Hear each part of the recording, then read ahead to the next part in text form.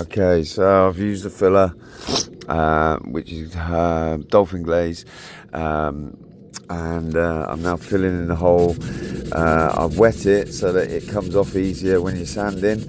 Otherwise, it's a real pain in the backside trying to sand off this Dolphin Glaze when it gets like this, all jaggedy and stuff through the card.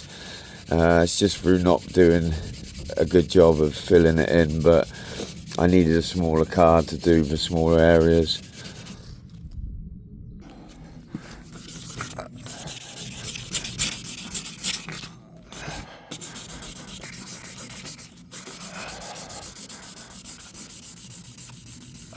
Okay, so it's starting to come off. It's starting to fill the groove. Okay, this is better than filler because this is what the painters use if they've made a mistake on the prep. So it's a lot expensive compared to filler, but the glaze is more easier to work with. Now, I'm only using a bottle to water it because I don't want to wet the whole driveway. I've got to work on it. So in my old garage I used to cover the place in water and try and get the dust off, and it was a nightmare. But I was continuously painting. So right, so you can see now I'm just where the filler's gone in, not these bits because these are where the filler's not filled.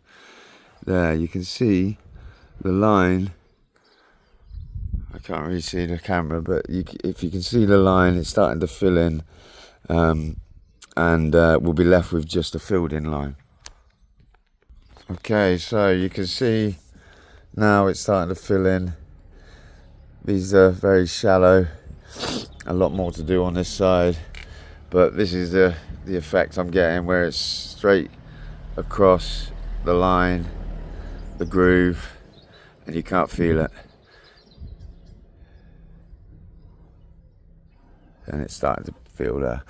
So that's the effect that we're looking for. So again, it's filled in, and all the excess is starting to go from this to this.